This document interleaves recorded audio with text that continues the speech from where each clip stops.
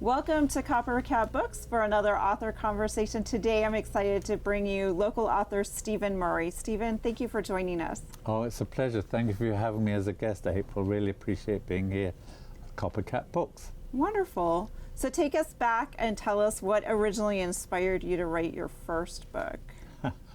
Well, what originally inspired me to write my first book was my travels throughout the world. I've traveled to over 40 countries, and I thought it would be a nice idea to put all those experiences down on paper. I took it to be published, and I was told, no, if you're an unknown author, that's not going to sell or do well. And I was told to write for women's fiction, so that's the path I took. I don't write just women's fiction now, but that's what I started actually publishing. And my travel book's still sitting gathering dust in the computer. Oh, yeah. Now, I know I met you locally, and your That's first right. book, I was told, was The Chapel of Eternal Love. That's correct. Yes. So tell that's us the story behind this. Was the first published book, correct? That was the first published book, and I hadn't planned on publishing it. When I was told to write for women, I thought, gosh, I don't know anything about women's fiction. I've never read women's authors, you know, Danielle Steele or Mary Higgins Clark or Debbie McCumber, any of those. But I discovered a joy of writing, and I thought, I've got to come up with something. And had some visitors from overseas, and they wanted to go to a wedding chapel, and I took them to one. And we started talking to this couple, and then I thought, there's my book.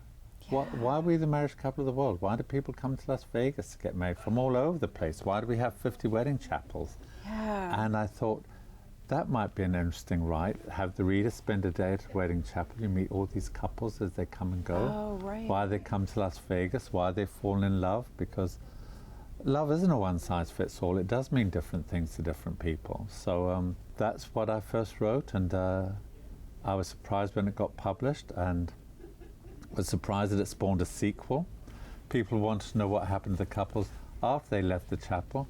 So I came up with Return to the Chapel of Eternal Love, and that takes place 5 years down the road. Revisits all the couples in the first book and where their life's journeys had taken them. So they're both fun, easy reads. Yeah, and that's what I love, and that's why I have so much fun recommending them to readers, especially if they're visiting Las Vegas, Yes, because it is nice kind souvenirs. Yeah, they're great souvenirs, but also it's an easy, quick read, and also I often, when I first moved here too, I was like, wedding capital of the world. It still kind of puzzles me. You know, we've got gambling and all the other vices, and then people getting married. So Yes, it's a paradox that we live in, really, because it is the marriage capital of the world, which focuses on love, and yet we're known as Sin City. You know, Right. so it's a strange dichotomy that we have here in this city. But it is an easy read, and each chapter's a different couple. So if people are on a plane and they want to read a chapter, and then they want a little nap, they can put it down and then pick it up, and it's not like they have to think back over the characters in the previous chapters or anything. So it's a fun, easy read. right. But then you've written all of these other books. So tell us briefly about some of the plot lines of these other books. Three of the 6 books that I've had published are set in Las Vegas. Chapel of Eternal Love shows the love side, and Discreetly Yours shows the Sin City side. That shows all the not so nice sides of Las Vegas. But that's about 3 ladies. They work for a very exclusive escort agency in Las Vegas. And I have to tell your viewers, I did no research on this. It's all imagination. And the guy that owns this escort agency treats these ladies like dirt, and they decide they're going to come up with a perfect crime and get rid of him.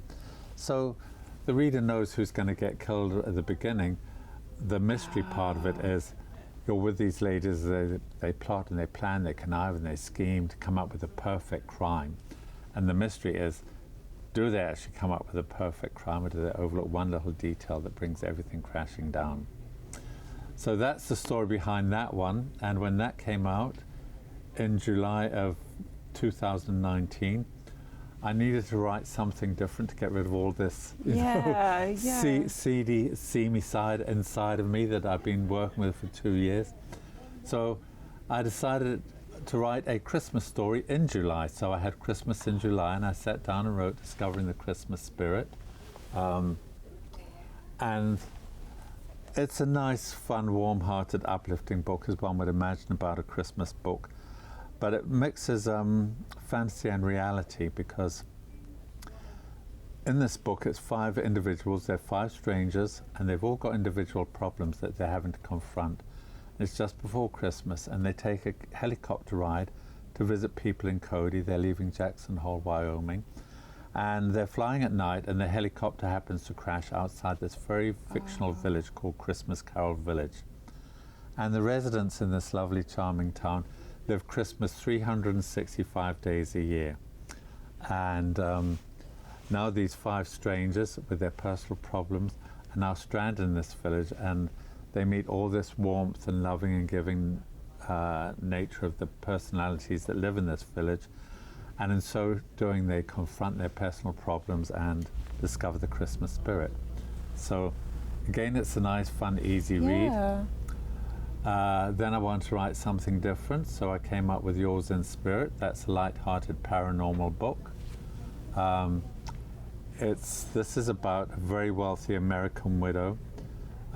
She was married for 50 years, loved her husband dearly. They had a wonderful marriage, and they had their honeymoon and spent several vacations in England, and she decided to move across the globe and settle in the town where they spent their honeymoon and where she had all these fond memories. Unbeknownst to her, she purchases a house that's 100 years old and is occupied by a spirit who was given, he was the first owner of this house. It was given to him as a 21st birthday present. He's deceased.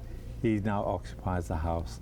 And the two of them, the spirit and this live widow, have to learn to coexist. And they're from different periods in history, obviously different sexes, different cultures, right? And how they've got to learn to live. And so, again, it's a fun, easy read. There's some humor in it. There's a little bit of a burglary and a mystery in it. And they banter and bicker back and forth, but it's just how they learn to coexist. So that's a fun one. And this is the other one that I've written. It's what they call a cozy murder mystery. It's set aboard the Queen Elizabeth II. It's about a very wealthy Beverly Hills couple celebrating their silver wedding anniversary. And they decide to take their very dysfunctional family and their close friends on the QE2 to celebrate. So they all leave from Beverly Hills and they all fly to London. They spend a few days and then catch the Queen Elizabeth II, come back to New York. And as the ship's coming back, one of the party gets murdered. And of course, it's got to be solved before the ship docks in New York. Otherwise, everyone scatters. So, right, exactly. But they're all easy reads. There's no graphic sex in any of them. There's no graphic violence. There's no expletives. Sorry if that's going to disappoint some of your viewers out there, but that's how they are. That's how they're written. And they've all got 5-star readers' favorite ratings. So you're working on the current book? I haven't started one yet. Well, I have started on one. I've just written 1 chapter, and I've just got to make the time to get back to it. But sometimes life gets in the way. Oh, definitely, definitely. Now, for our writers, Vegas has a huge writing community, which I was very pleased to find out when I was moved here new to the city, and all different genres. Yes. And I know that you're pretty in tune to the community. And as a new writer, what are some tips for writers to maybe, learn or figure out, their path in the process of writing? I think what I would recommend to any new writers or would-be writers, the first thing I would do is join a writer's critique group. There are several in Las Vegas. Do a Google search, put an advert somewhere, reach out to the library, see if they know of any. But the writers, the critique group that I've been involved in, there was 3 females and 4 females originally, and myself. And in writing women's fiction, they were invaluable. My book would not have been published were it not from them. And you just need to get different perspectives on your writing, have people look at it objectively, And if you join one, make sure it's one where they give positive feedback. They don't just critique and criticize for the sake of putting your book or your work down. Realize that it's somebody else's passion, it's their pride and their joy, and offer encouragement, but offer corrections if they're using the same words several times without realizing it, if they haven't developed their characters, or if the plot line's a little bit murky or not well written. These people who are reading your books objectively, they will be a terrific help, and that's what I would strongly recommend anybody before they put pen to paper. Just join a critique group, find one. If they find one that's doesn't work for them, find another one to come up with one where you're comfortable with the people. That's an excellent tip. Mm-hmm. And for yourself as a writer, do you tend to like just free flow your work, or do you plan it out ahead of time, or do certain genres, because you've kind of written in several different genres a little bit, do certain genres for you tend to lend themselves to one way of creating the book? No, I write in multiple genres, April, because I like the challenge of writing something different. And you know, I've got mainstream here, I've got the crime fiction, murder mystery, warm fuzzy Christmas, light-hearted paranormal. I like to write something different each time. I don't think there's a right way or wrong way. People have got to find their own comfort level. For me, I have to know the ending of the story before I start writing. To me, I wouldn't just get in my car, even with a GPS, and say, well, I'm going to take off to Disneyland. I would need to know the destination, and I would need to know the approximate route. Now, that route may vary. I might sort of pull over and have a cup of coffee somewhere. And to me, it's the same with writing. I know where I want it to end, but as I'm going there, I think, oh, you know, I want to take this little detour and add this little bit in, add that little bit in. But I don't think there is a right or wrong way of writing, April. I think I know some authors, they say they just sit down, they start writing, and they just let it go where it goes, and they don't necessarily know how it's going to end. And even in our critique group, you know, one of them says, you know, we're halfway through the book, and I said, you know where this is going to end yet? No, but they're, you know, they're writing it and enjoying it, and it's working. So whatever works, whatever you feel comfortable with, I don't think there's one set rule that you have to follow. No. And the only other thing I would say as a recommendation, as a writing tip per se, is when the book's finished, make sure that it's professionally edited. Don't just have your sister or a friend, somebody who's heard about you writing a book for 2 years, and they know something about the characters. You need somebody who's going to look at it totally objectively, that knows nothing, and they will be able to tell whether the characters are well developed, whether the story flows. You're not always going to get that from a friend or a neighbor that's heard you talk about it. Growing up, were there certain authors that you read frequently that you think have influenced you now? I always liked Charles Dickens, you know, the English author, and probably in part because he was born in the same hometown as I was, Portsmouth in England. But I always thought his characters were so colourful. They were very colourful, and you know, they have unique names like Ebenezer Scrooge that have morphed into the English language in a way. You know, you hear people say, gosh, he's a real Scrooge, and you know that they're a mean character. And, you know, Fagin and Oliver Twist, they've just got unusual names. And Fagin, you can almost picture Fagin. You know, I just found his characters very, very colourful, and his stories themselves, they're a little bit on the heavy side and depressing side in many ways, but I just liked his characters. So have you ever run into a writing roadblock, and what are some tips for people if they're struggling or they hit a roadblock? Have you encountered that, or in your groups, tips to? I've been fortunate. I've never had any writing blocks per se, and maybe that's because I figure out how I want it to end, and I've kind of figured out the route of how I'm going to get there before I even start. Yeah. So I've never actually had any blocks per se, and I'm not too sure as I'm qualified to give advice or suggestions onto those writers that do have a writer's block. I've just been fortunate. Stephen, we had a question from one of our viewers and listeners that came in, and they were wondering, with a murder mystery, what are some ways that you misdirect the reader so they don't immediately know that the ending before you've even gotten very far into the book? Well, firstly, I can just talk about my two experiences with murder, mystery, and crime fiction. Murder Aboard the Queen Elizabeth II, I refer to that as a twofer because it's not immediately apparent who's going to get killed. So you meet this motley cast of characters before the murder takes place. The murder takes place halfway through the book. All these characters have all got reasons for bumping off each other, and there's so much blackmail, love trysts, and all that kind of stuff that's been going on.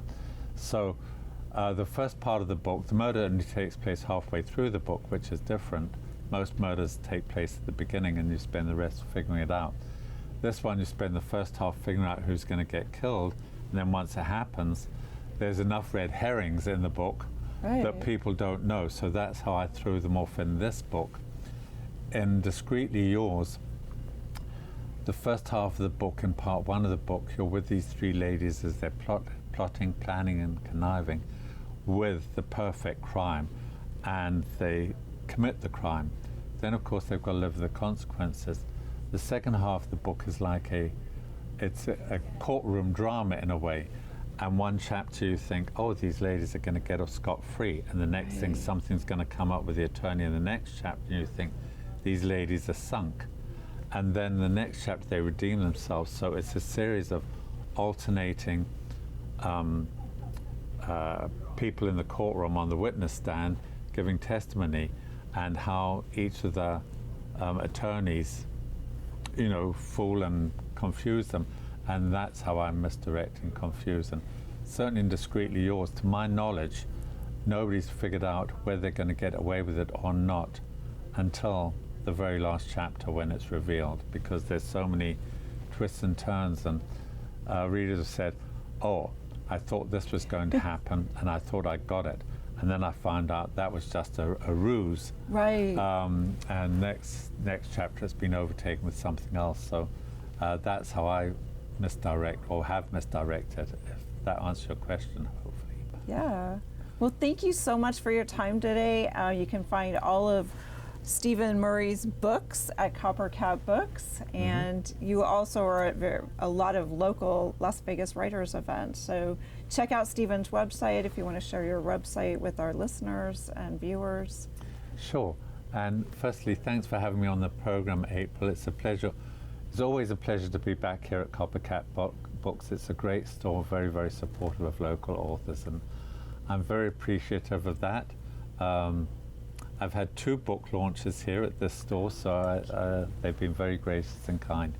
My website is www.authorstephenmurray, and it's all one word, and Stephen is spelled S-T-E-P-H-E-N, Murray, M-U-R-R-A-Y.com. And if they go there, it lists all of the books. Each of the books has got its own website. They can click on that and it will give you reviews, upcoming events, comments, and so on and so forth. And the main author website will give you a little bit more about me, where I've appeared at, all that kind of stuff. So thank you for tuning in and listening.